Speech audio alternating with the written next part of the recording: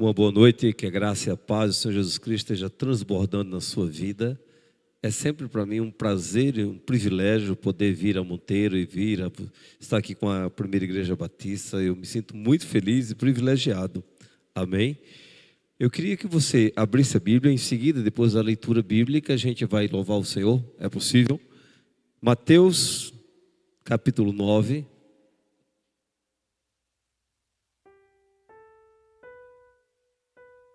Versículos 37 e 38. Vai ser projetado.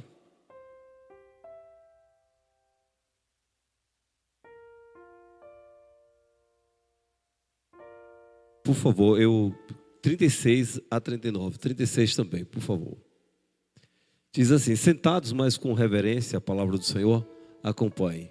Vendo ele as multidões, compadeceu-se delas, porque estavam aflitas e exaustas, como ovelhas que não têm pastor.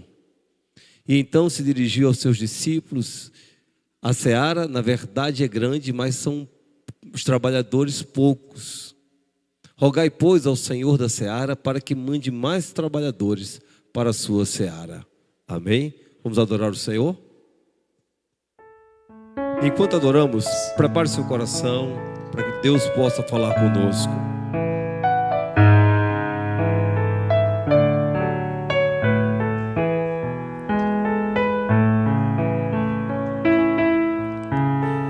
Espírito, enche a minha vida. Espírito, enche a minha vida. Enche-me do teu poder, pois de ti eu quero ser. Espírito, enche o meu ser. Peça a Ele mais uma vez. Espírito, Espírito, vem enche a minha vida. Espírito, enche a minha vida. Enche-me do teu poder, pois de ti eu quero ser. Espírito, enche o meu ser. As minhas mãos eu quero levantar e em louvor te adorar. Meu coração eu quero derramar diante do teu altar. As minhas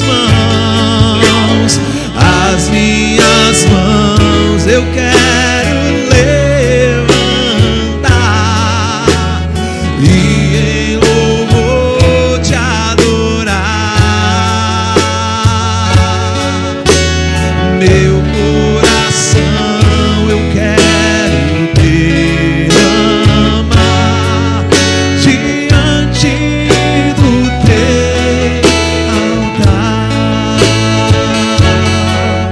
Diante do teu altar. Diante do teu altar.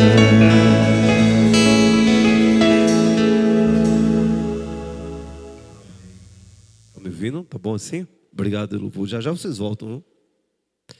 Queridos, eu estou muito feliz de poder vir. De manhã eu estive pregando na Igreja Batista, na Igreja Evangélica Batista. Também foi na abertura da campanha de missões estaduais. E quando o pastor Tomás me propôs levar uma palavra hoje de manhã, era a escola dominical, e trazer um estudo sobre missões, dando assim esse pontapé para missões estaduais, a primeira coisa que eu fiz foi abrir o IA e perguntar como é que vai a Paraíba com a pregação do Evangelho. Onde é que está a Paraíba e quais os grandes desafios que a Paraíba tem? Você já fez essa pergunta para ela? Já fez essa pergunta? Você já viu quais são as 6 cidades mais carentes da Paraíba? Elas estão bem pertinho da gente aqui.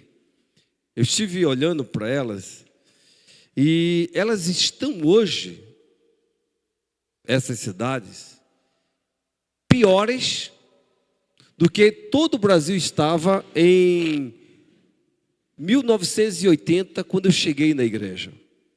Quando eu cheguei na igreja evangélica do Brasil, quando eu me converti, nós tínhamos 6% de evangélicos.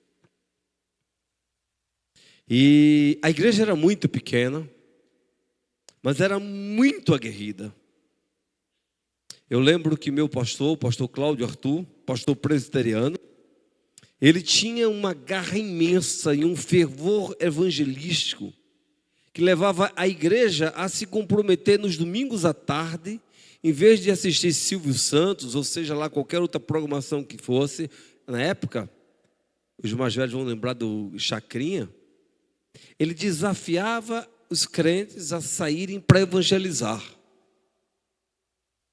E olha, como era bom ver a igreja se reunir domingo à tarde e pegar seu dia de folga e sair Jordão afora, era o bairro onde eu estava localizado, para falar de Cristo de porta em porta. Éramos praticamente testemunhas de Jeová. Gente que batia de porta em porta com o evangelho na mão para falar de Cristo. Essa igreja, ela foi responsável por um dos maiores avanços que nós temos. Hoje o Brasil possui 35% de evangélicos em 2026. Fantástico. Quer dizer que se cada crente ganhar 3 crentes, 3 ímpios, se cada crente levar 3 pessoas a Cristo, numa década, todo o Brasil será evangélico. Amém? Pela empolgação do amém, nem em 2000 minha avó não, sem condições, a gente não. Amém? Amém? Mas nós temos um problema. A maioria de nós nunca levou alguém a Cristo. A maioria de nós nem sabe começar uma conversa sobre evangelização. A gente sabe convidar para vir para a igreja, sabe dizer que a pessoa está errada. A gente é boa nisso, a gente é bom em apontar os erros das pessoas e falar mal da religião dela. Isso também a gente é muito bom, viu? A gente é PhD nisso, mas para apresentar o evangelho, não. E há uma estatística que diz que crente que tem mais de 10 anos, quem tem aqui mais de 10 anos de crente? Não leva mais ninguém a Cristo. E ele diz por quê? Ele diz porque quando a gente se converte, a preocupação da gente é tão grande de não se perder, e a própria igreja se preocupa tanto que Zezinho, que se converteu esse domingo passado, ele não volte ao mundo, que a gente cerca Zezinho de todo cuidado e faz com que Zezinho cada vez mais conviva com a igreja e no seio da igreja. Que Zezinho não joga mais bola com os descrentes, só joga bola com os crentes, que não come mais pizza com os descrentes, só com os crentes, que não convide mais ímpios para ir para a casa dele, só convide os crentes. E a gente começa a fazer com que ele conviva com o crente. Então ele compra pão na padaria do irmão Zezinho, do outro irmão, vai no posto do irmão Ciclano, vai no salão de beleza da irmã crente também. Aí o que acontece? Ele vai se isolando do mundo lá fora para não se perder. E o resultado é que ele só convive com o crente. Então a chance dele usar a influência dele de amizade para testemunhar do evangelho para um ímpio é 0. Porque de alguma forma a gente, com medo de se perder, a gente é ensinado que deve se aproximar da igreja para ficar firme. E esse é um dos fatores que faz com que a gente termine perdendo um poder de evangelização. Eu tenho ido para algumas igrejas fazer treinamento de evangelismo pessoal, para que algumas igrejas aprendam e recobrem essa missão de evangelizar pessoalmente. E não tem sido fácil. As pessoas não conseguem iniciar uma conversa de oração. A segunda coisa que não conseguem fazer é oferecer às pessoas uma mensagem simples e clara. Que Deus ama, que o pecado o condena, que Cristo morreu na cruz por ele, que o preço está pago e que um simples entrega e um reconhecimento desse fato traz salvação e vida eterna. Só isso. E nós temos tido dificuldade. Porque esses 35% já não são tão fervorosos assim. A maioria dessas pessoas aderiram à igreja evangélica e são hoje, como eram a igreja católica há muito tempo atrás, crentes de ibope. Crentes que dizem assim, não, eu sou evangélico, mas já não frequentam a igreja, já não estão comprometidos com o reino. Já aprenderam a ser crente, sabe, de uma forma muito suave, muito leve. Eu já não tenho mais o compromisso com a igreja, até porque eu não tenho mais tempo. A igreja evangélica brasileira enriqueceu, prosperou, nosso povo se tornou comerciantes, começamos a ver nosso pessoal todo estar trabalhando, e o resultado é que a gente não tem tempo mais para o reino. Todo mundo está ocupado. A gente vem domingo para a igreja, mas vem a pulso, pela misericórdia de Deus, porque amanhã está todos nós muito atarefados, com muita coisa para fazer, com muitos compromissos.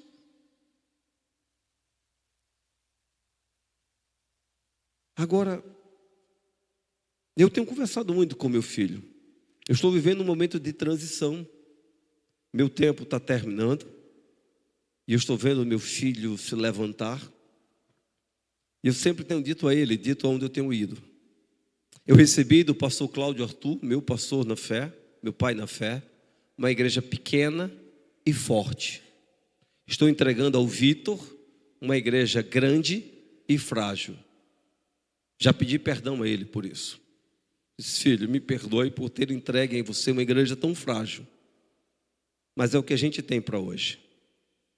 É uma igreja que cresceu, que apareceu para a sociedade, mas não mudou o Brasil. O Brasil continua violento, o Brasil continua injusto, o Brasil continua andando em trevas, o Brasil continua perdido, apesar de sermos tão grandes. E o maior exemplo disso é que quando na pandemia a igreja fechou, ninguém sentiu falta e o Brasil não mudou. Era igual. Para a cidade, estarmos funcionando ou não, não fazia diferença. Eu não estou falando de Monteiro, tá? Eu fui chamado para dar palavra, para treinar jovens em São Paulo e por meio virtual. A pergunta sempre era, pastor, e a pandemia, o que é que mais ela nos ensina? Ela nos ensina que a gente é muito inútil. Porque a igreja fechou e ninguém sentiu falta da gente. Já imaginou no arrebatamento? A igreja vai ser arrebatada e quem vai sentir falta que a gente foi? Então estamos fazendo um papel muito bem feito, né? Ninguém vai sentir falta. E tenho dito ao Vitor, que é o meu filho, não sei se eu já disse aqui, mas agora eu sou vovô. O Vitor e a Lívia me deram um netinho, o Davi. Eu ainda não o conheço pessoalmente, estarei com ele em agosto, mas o Vitor e a Lívia nos fizeram um presente especial agora em abril, dia 26 de abril. Eu tenho dito a ele, filho, prepare seu coração e prepare para a sua geração. A década de 70 e 80 tivemos grandes pastores que movimentaram a igreja do Brasil. Depois entrou a minha geração de pastores meia boca. Fomos pastores que fizemos o básico e fizemos a roda rodar. Mas toda vez depois de uma geração meia boca que foi a minha, Deus vai levantar uma nova geração que é a sua. Arrebente. Aí o Vitor disse para mim, pai, você começou o ministério com 18 anos. Foi o primeiro trabalho missionário que eu fiz. Ele disse, eu já estou com 24. Eu disse a ele, filho, Seu modelo não é seu pai.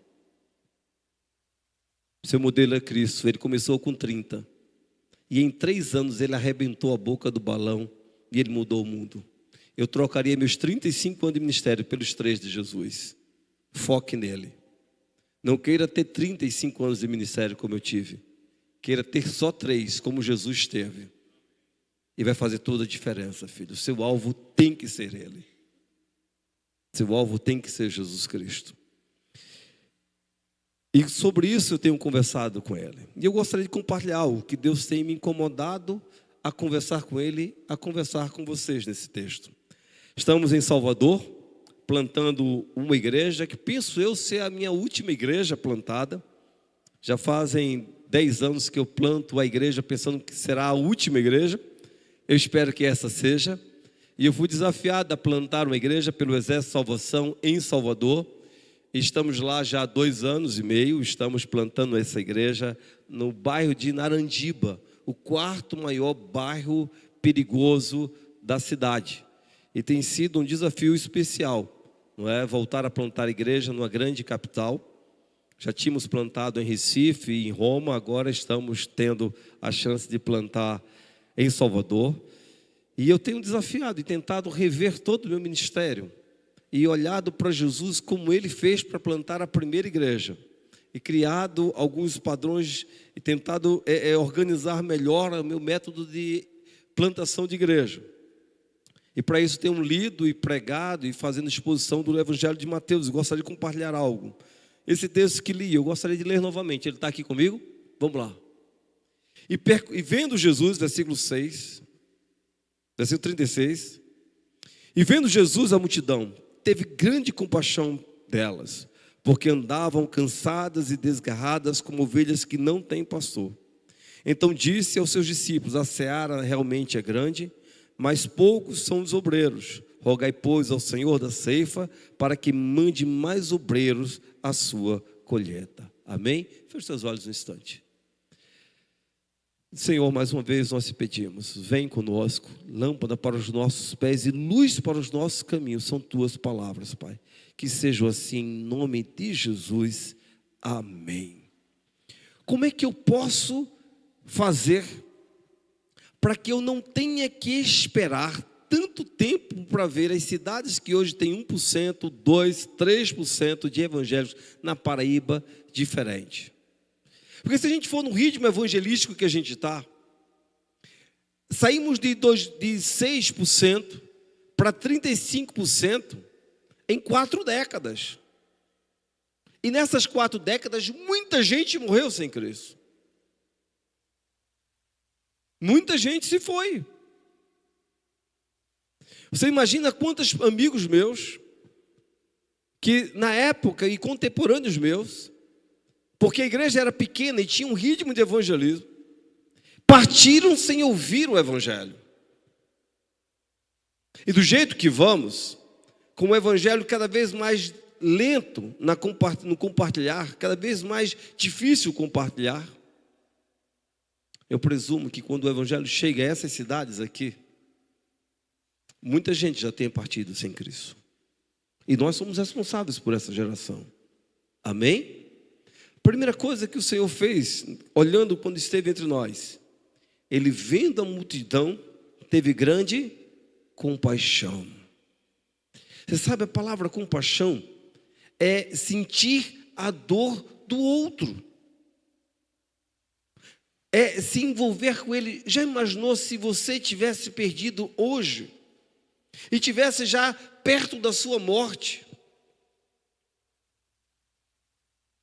Qual seria o seu anseio de que alguém fosse lá compartilhar a palavra de Deus contigo? Você já imaginou você hoje perdido, sem Cristo, como estaria a sua vida?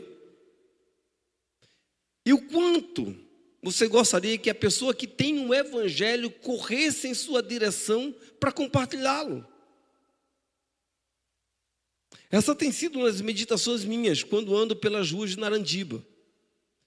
Cada vez mais eu agradeço ao pastor Cláudio, que me via passar e me chamava ao Dido ali, e ele orava por mim, e ele me chamava para conversar sobre o Evangelho, e foi o cuidado dele, a atenção dele, o zelo dele por um junior de 11 anos, que fez com que o Evangelho chegasse ao meu coração. E muitas vezes eu me pergunto, Senhor, eu estou tendo o mesmo cuidado, a mesma compaixão com as crianças que passam perto de mim, no bairro onde eu estou trabalhando, na rua? Será que eu consigo olhar com o mesmo carinho para essas pessoas e responsabilidade? A primeira coisa que a gente vê é que Jesus olha para todo mundo assim, cara, eu quero salvar essa turma. Ele por algumas vezes disse, olha, eu queria ser uma galinha que consegue colocar os pintinhos debaixo das asas para proteger esse povo. A primeira coisa que a igreja de Jesus Cristo precisa ter agora é visão de compaixão. Quantas dessas idas que estão nessas cidades menos evangelizadas fazem parte da tua vida de oração? É tua responsabilidade. O quanto você acha que essas pessoas que caminham a passos largos para a perdição tem a ver com você, com o teu dinheiro, com o teu tempo? São pessoas que hoje estão sem nomes, é verdade. Porque assim como na parábola do bom samaritano, tanto o sumo sacerdote como o levita passou a passos largos, indiferente à vítima. Muitas vezes nós fazemos isso. Não é conosco. Não é conosco se cidades estão aqui, ó, deixa eu abrir elas aqui, estão aqui pertinho de mim. Não é conosco que a cidade de Santo André, alguém conhece essa cidade aqui, na Paraíba? Pertinho do Cariri, alguém conhece? Pois é, nós temos 1,8% só de evangélicos naquela cidade. Mas que importa a gente? Para que a gente vai gastar tempo orando por Santo André? O que a gente tem a ver com isso? Por que eu vou ter compaixão de uma cidade como essa? Amém? Dane-se tudinho, vão para o inferno, mas isso não tem a ver comigo. Eu estou muito ocupado estudando, trabalhando, me divertindo, crescendo, cuidando dos meus filhos, dos meus netos. Eu não tenho a ver nada com Santo André. Dizer isso é muito feio. Mas nós dizemos isso quando a gente não ora por ela. Quando a gente nem se importa com isso. Quando a gente sequer se preocupa com as pessoas que estão caminhando a passos largos para a perdição. Jesus era responsável por elas. Jesus olhava para a multidão como quem amava a multidão, como quem se preocupava com ele. Água Branca está aqui pertinho? Deixa eu dizer o nome deles. Amparo, Desterro, Santa Cecília e Carrapateira. São as cidades menos evangelizadas da Paraíba. E elas têm índices abaixo da igreja que eu encontrei quando cheguei na igreja evangélica no Brasil. Éramos 6,6% da população. Elas estão com menos de 5% da população evangélica.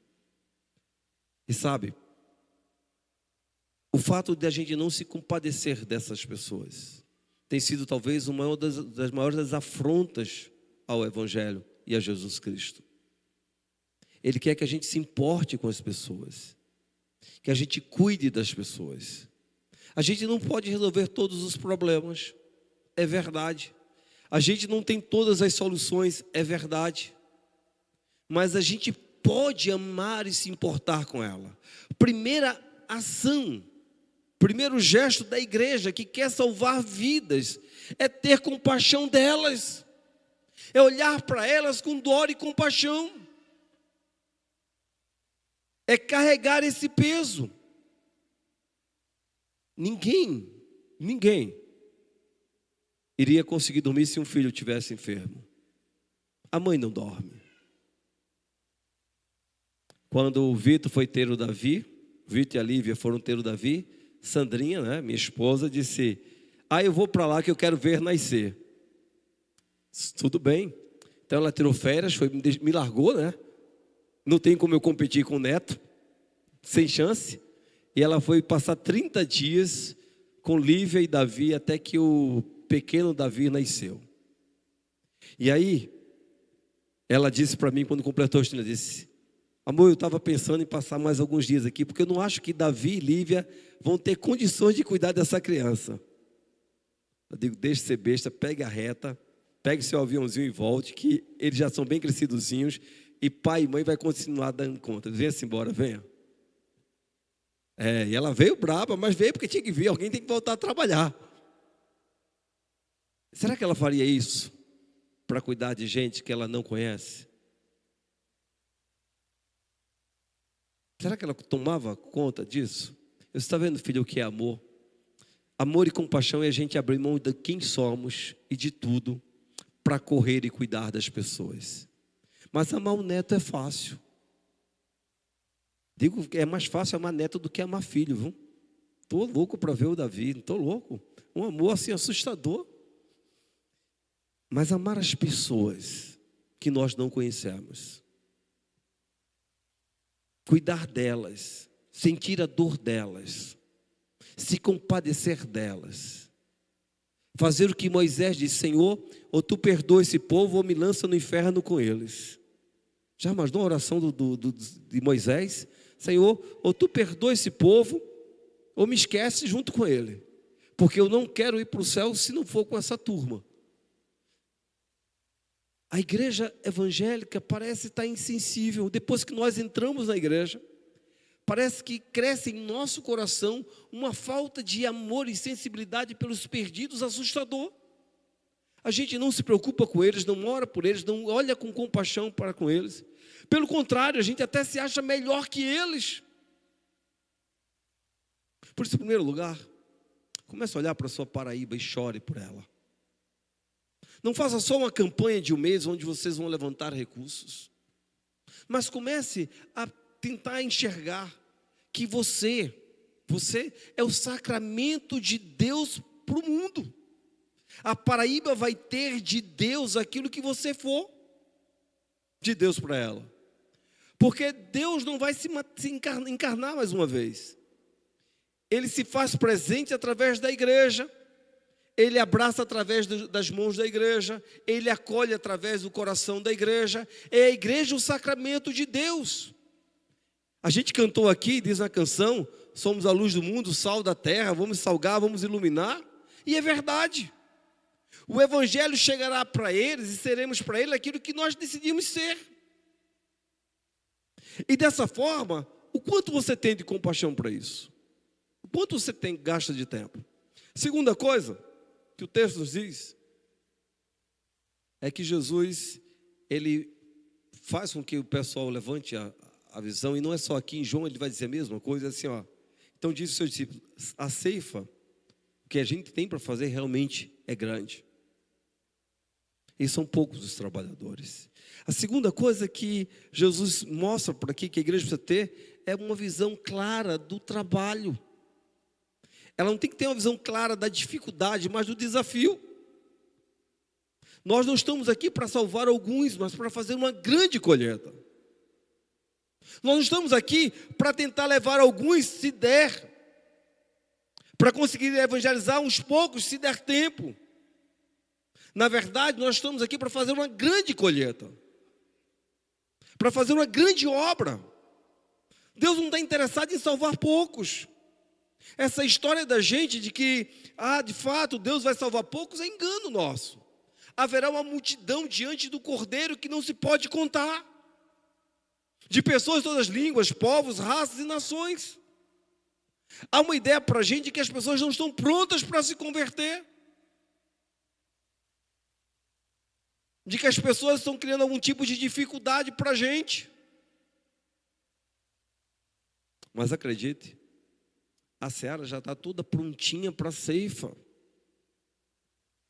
Ela já está prontinha para trazer muita gente à presença do Senhor. A igreja do Brasil era para estar em outra dimensão. Mas a gente, parece que a gente só quer crescer aqui. E acredite, não estou falando de Monteiro, estou falando de toda a igreja. A igreja evangélica, ela pensa em crescer para dentro, mas ela nunca pensa em crescer para fora, para longe. O Exército de Salvação estava há 26 anos sem plantar uma igreja. E com a minha vinda, eles decidiram que iriam apoiar a primeira plantação de igreja dos últimos 26 anos. A maioria dos oficiais do Exército de Salvação tem cerca de 25 anos de trabalho. Então essa geração nunca viu nascer uma igreja. E assim que eu cheguei em Salvador e fui plantar a primeira igreja no final do ano, eu apresentei um projeto chamado 10 por 10.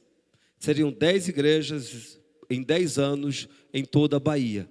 Mapeamos a cidade, fizemos, identificamos as 10 maiores cidades populacionais e fizemos um projeto de em 10 anos avançar em 10 igrejas de Salvador, na Bahia. Quando eu terminei, eles disseram, que loucura é essa? Vá devagar porque a gente está há 26 anos sem plantar, a gente vai plantar a primeira agora.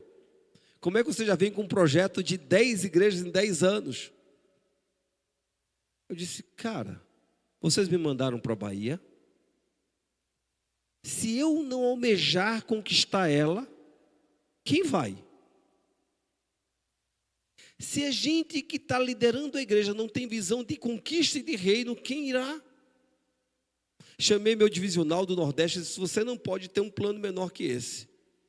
Só temos 3 capitais do Exército de Salvação. Cara, que negócio pobre. A nossa visão depende muito daquilo que a gente vai fazer. Se a gente não crê, se a gente não projeta, se a gente não planeja, se a gente não ver longe, a gente não vai a lugar nenhum.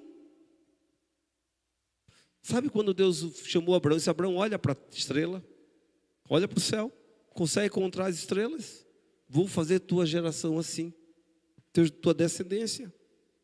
Qual é o projeto grandioso que Monteiro tem para a glória de Deus? Como Monteiro estará comprometido nos próximos anos, não só ou esse mês para levantar, e a oferta é bem significativa. Eu já vi algumas igrejas da Paraíba, a oferta. Monteiro é a maior delas, com quem os pastores da Paraíba que eu já conversei, viu? Parabéns pelo desafio. Porque eu vi algumas igrejas e disse, meu Deus, só isso?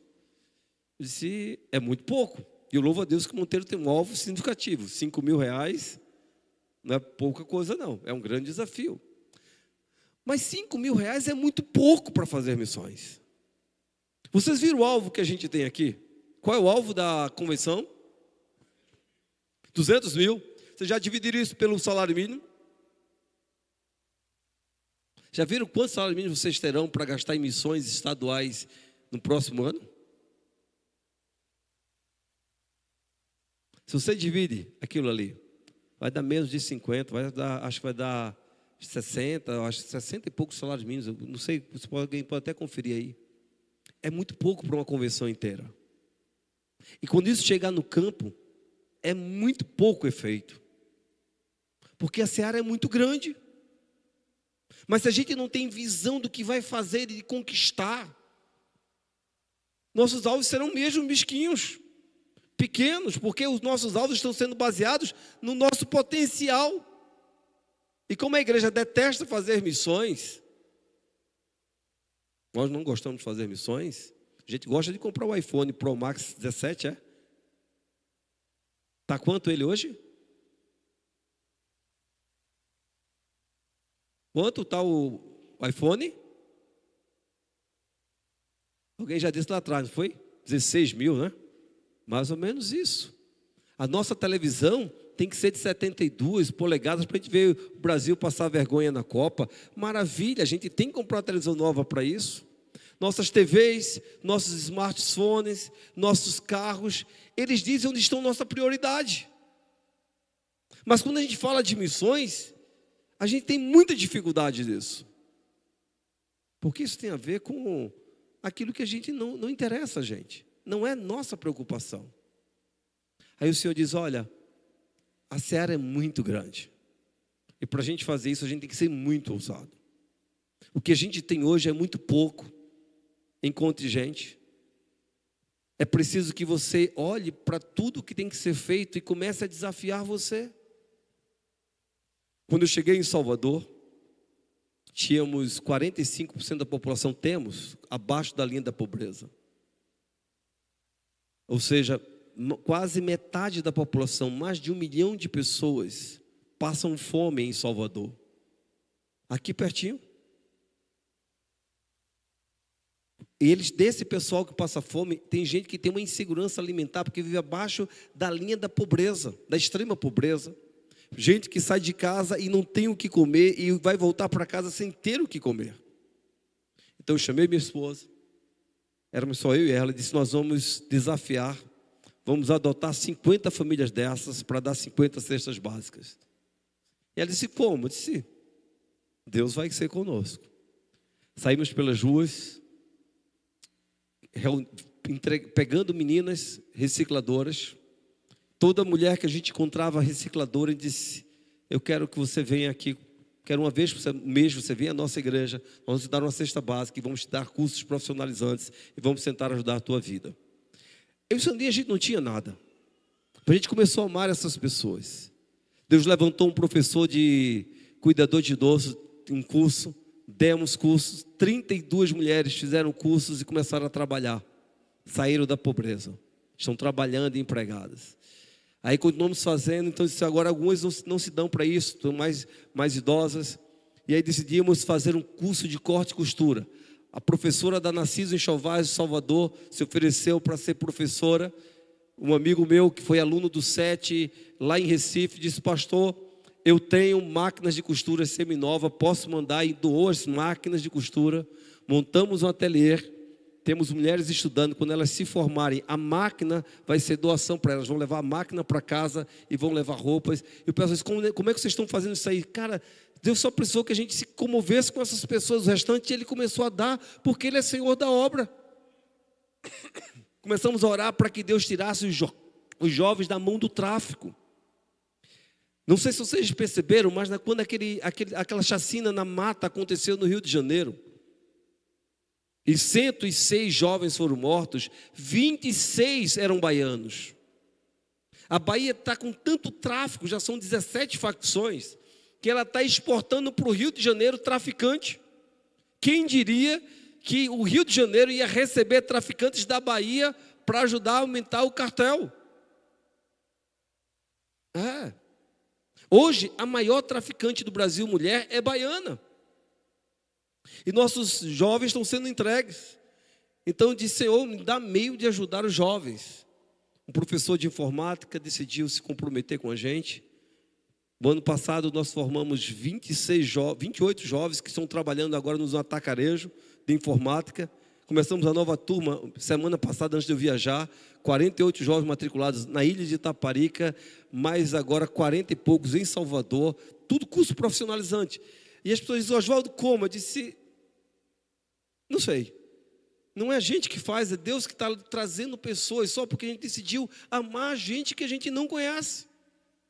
Agora na Páscoa, saímos para entregar almoços. Nós temos uma Cracolândia para ser nossa.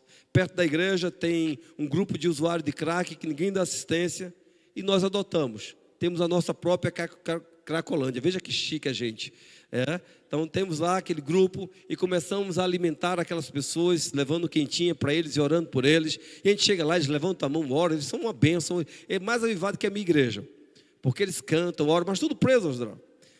Na Páscoa fomos lá com um grupo de jovens fazer o trabalho.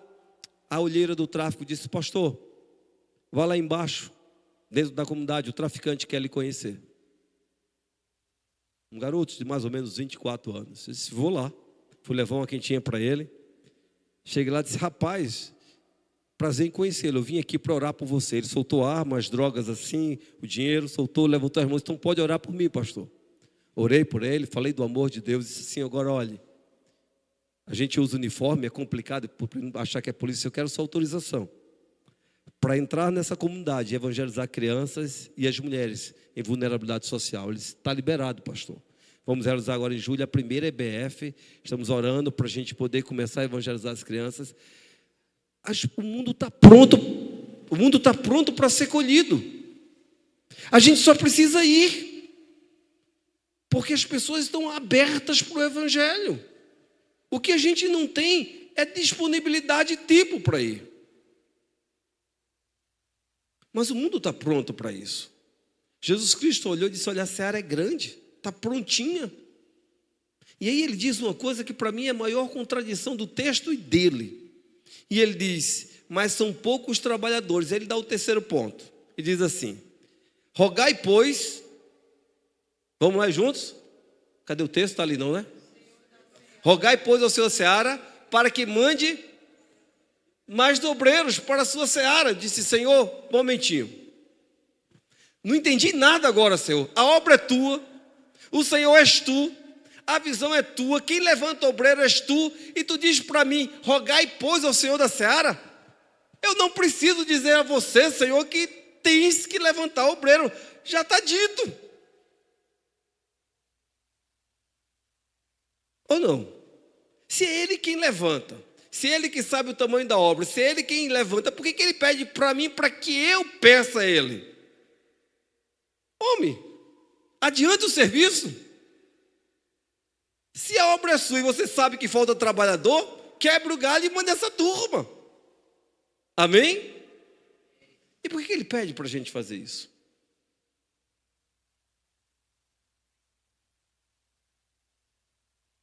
Porque aí está implícito a mesma coisa que acontece lá quando Deus vai falar com o profeta Isaías: a quem enviarei?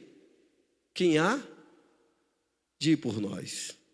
É Deus perguntando ao profeta quem é que ele vai levantar para ser o missionário da vez. Agora Jesus está novamente fazendo a mesma pergunta, assim, ó, quem é que vai ser? E eu preciso que você me ajude. O nome disso é indireta, querido. Isso é indireta, porque eu não posso orar sem que eu me comprometa, dizendo: Senhor, eis-me aqui, envia-me a mim. Porque o que Jesus está querendo fazer agora é dizer aos discípulos: olha, vocês vão, e acredita que no capítulo 10, é justamente ele pegando os discípulos e enviando. Porque aqui não tem alguns escolhidos. Talvez esse seja um grande erro da igreja. Aqui não tem alguns escolhidos. Aqui todos nós somos chamados. Todos nós somos envolvidos. Essa ideia de que Deus tem chamado alguns para missões é um grande equívoco da igreja. Porque ser igreja é ser missão. Não há aqueles que vão ser os assistentes que só assistem. Se você um dia entregou sua vida a Cristo, e você um dia se tornou membro do corpo de Cristo, você está diretamente relacionado e convocado para a obra de Deus. E a pergunta não é se Deus chamou você para isso, mas qual é a sua missão nisso? Porque é provável que você não tenha que ir a uma dessas cidades, mas é certeza absoluta que você pode fazer muito por ela. Toda a igreja é chamada para manifestar a glória de Deus. E se você não entendeu isso, é porque ou você não creu, ou você está em rebelião. Deus não tem crente para frequentar a igreja. E a igreja não é um clube para ser frequentado. Se tem uma coisa que a igreja brasileira precisa corrigir, é a sua definição de igreja. A igreja não é um grupo de pessoas que se reúnem em um local para adorar a Deus. A igreja é um grupo de pessoas que, convertidas ao Senhor Jesus Cristo, marcha triunfante sobre a terra como sal e luz do mundo. E que de vez em quando se reúne para adorar. Mas a reunião de adoração, ela é facultativa. Eu não preciso adorar junto com o Vitor. Eu só preciso que ele esteja lá junto comigo no batalhão de frente. Ele lá na Uruguaiana, eu aqui. Eu não preciso estar hoje na minha igreja. Todo domingo de manhã, eu decidi fazer um café da manhã. Antes do culto, eu ponho uma mesa imensa. Convidei todas essas recicladoras, algumas delas nem mesa tinham em casa, algumas não tinham casa, outras não tinham mesa, outras não tinham hábito de tomar café com o pai. Então eu decidi educá-las também. Então comecei a chamar essas mulheres com seus filhos, pus a mesa, todo domingo de manhã, quando eu estou em Salvador. Hoje Sandrinha postou já foto com a mesa, quando eu não estou, Sandrinha está. Quando a gente não está, nós não estamos, as meninas que são nossas discípulas convertidas já botam a mesa, fazem café. A gente primeiro toma café, senta com publicanos e pecadores, já é uma bênção essa comunhão. Depois a gente se levanta e adora, mas o adorar em comunhão pode não acontecer. O que não pode deixar de acontecer é o amor e o serviço. A igreja precisa acordar para isso. Nossos filhos que viram a gente ser crentes, meia boca, crente dividido entre lazer, trabalho e às vezes a igreja, precisam ser advertidos de que Deus nunca gostou disso e nunca nos aprovou nisso que a gente fez. E pelo contrário, precisamos pedir perdão aos nossos filhos. Esse filho, a gente errou, era para ter dado mais tempo ao Senhor, porque nós somos os missionários da vez, porque eles vão ser responsáveis por salvar a geração deles. Eu não consigo comunicar a geração de Vitor, e Vitor não vai conseguir comunicar a geração do Davi, mas eu preciso que Vitor entenda que através do meu exemplo de compartilhar a fé com a minha geração, ele se espelhe e ele ensina ao Vitor, ao Davi. Deus quer fazer grandes coisas com você ainda. É provável que você tenha levado uma vida de crente meia boca, e é por isso que a Paraíba ainda precisa tanto do Evangelho. É provável que você tenha cuidado muito de você, achando que Deus não cuidaria de você, e Deus de misericórdia lhe pôs aqui hoje para ouvir. Mas a gente não pode admitir que a Paraíba continue tendo uma igreja omissa. Pessoas que estão preocupadas com seus trabalhos, suas vidas, seus cuidados, enquanto muita gente perece. Cristo está às portas. Cristo está voltando. A Paraíba precisa subir. Para isso ela precisa ouvir. Como virão se não há quem pregue? Quando o Senhor diz assim, rogai pois ao Senhor da seara, Ele está dizendo a mim e a você, estou precisando de você. Sabe quando a mãe diz em casa para os filhos, estou tão cansada, não tenho condições de lavar esses pratos hoje. Ela não está só confessando, ela está esperando que você diga, não mãe, deixa comigo que eu lavo. Amém? Quando ela diz para o marido, rapaz, eu estou sem condições de lavar essa roupa aqui, o que a gente faz? Ela está sugerindo ao marido que o quê? Vá lá lavar.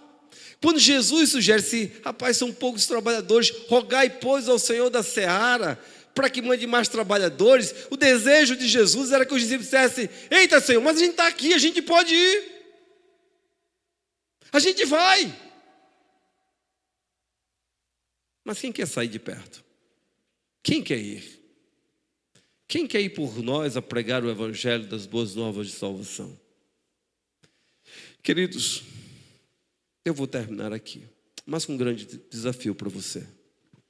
A Paraíba precisa de você e do evangelho que você ouviu.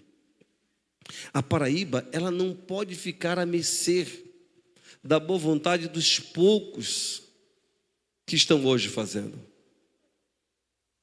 A Paraíba não pode caminhar simplesmente com 200 mil reais.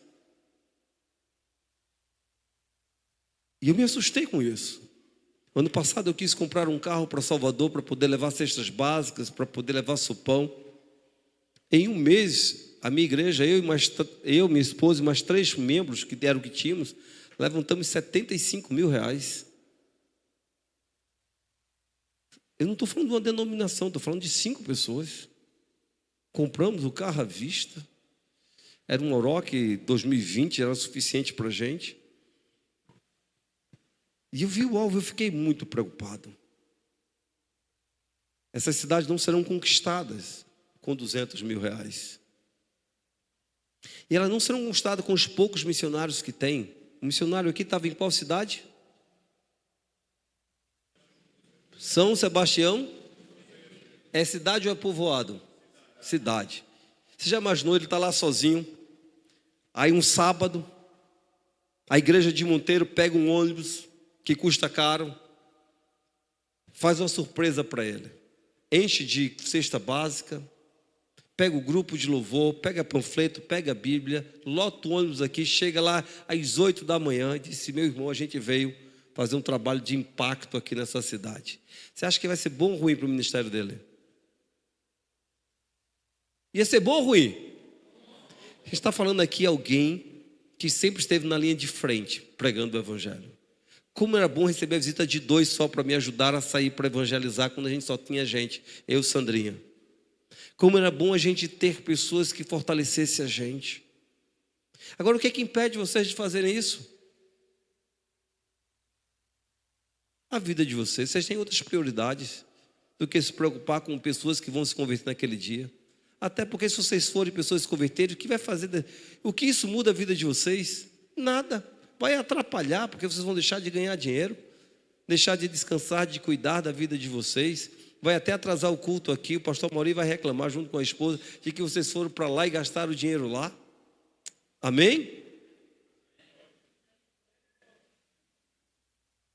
Hoje eu estou em mensagem reversa com vocês, não estão ligados nisso? Pois é. Queridos, eu vou voltar a dizer, para que eles ouçam, você precisa mudar sua conduta, você precisa mudar sua prioridade, você precisa olhar com compaixão, você precisa ter visão do que está acontecendo lá, enxergar. Vá àquela cidade, passeie por lá, não vá fazer turismo em Salvador, em João Pessoa, vá fazer turismo lá nessas cidades, comece a ler sobre elas, comece a estudar sobre elas. Começa a ver quem são os pastores que estão na cidade, o que eles estão fazendo e como você pode cooperar com eles. Para que eles ouçam,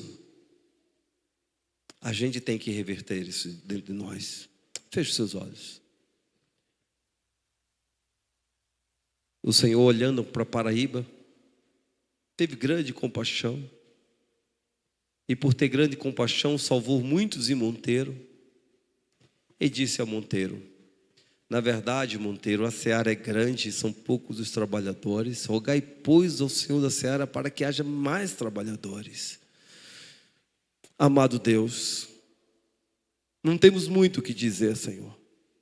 Temos muito o que confessar e te pedir, Pai. Perdoa-nos por sermos tão negligentes com a obra missionária na Paraíba. Que vergonha para nós, a igreja, termos cidades tão próximas a nós, com tão poucos evangélicos e tão pouco evangelizadas. Isso nos acusa, Senhor, de dar prioridades a coisas que não são necessárias. E nós queremos, Senhor, nesse mês que vamos celebrar e vamos trabalhar por missões estaduais, que Teu Espírito nos visite de forma extraordinária. E que o Espírito Santo levante em nós uma compaixão profunda, um amor profundo por esta Paraíba. Que haja no coração de cada um dos meus irmãos, em nome de Jesus, uma paixão arrebatadora. Que o façam passar noites em claro, orando por eles. Que os façam sonhar grandes sonhos para Paraíba. Vem com Teu Espírito, Senhor, trazendo compaixão, derrama Teu amor. Tua palavra diz que o Espírito Santo tem derramado o Teu amor em nós. Romanos 5:5 declara isso. Senhor, que esse amor seja direcionado para os pecadores, Senhor. Queremos ter a obrigação de carregar, mas também a alegria de amar esses pecadores dentro de nós. Para que essa compaixão nos movimente. Para que essa compaixão, Senhor, nos tire da inércia e nos faça olhar o tamanho da obra.